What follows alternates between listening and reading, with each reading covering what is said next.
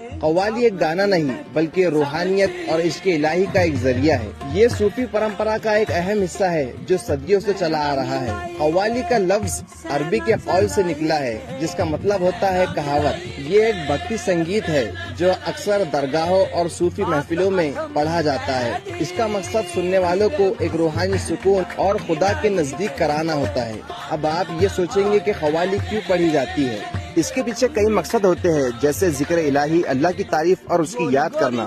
اس کے رسول حضور محمد مصطفیٰ صلی اللہ تعالیٰ علیہ وآلہ وسلم کی شان میں نعت پڑھنے کے لیے وجد۔ صوفیزم میں مانا جاتا ہے کہ سنگیت اور شاعری کے ذریعے انسان ایک ایسی حالت میں پہنچ جاتا ہے جہاں وہ دنیا کو بھول کر صرف اپنے خالق اللہ سے جڑ جاتا ہے۔ تبلیغ پیغام۔ پرانے زمانے میں صوفی سنتوں نے عام لوگوں تک اسلام اور امن کا پیغام پہنچانے کے لیے قوالی کو ایک ذریعہ بنایا تھا، کیونکہ سنگیت لوگوں کے دلوں کو جلدی چھو لیتا ہے۔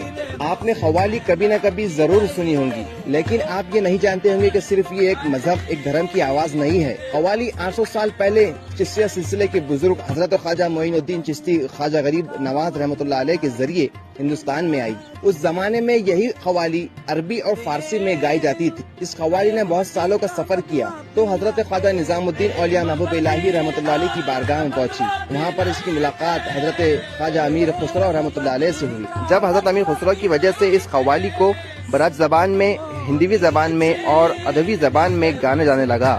حضرت امیر خسرو نے الگ الگ اوکیشن کے لیے الگ الگ گیت بنائے۔ بسنت پنچمی کے موقع پر حضرت امیر خسرو نے لکھا، پھول رہی سرسو سکل بند تیسو پھولے اموا مولے۔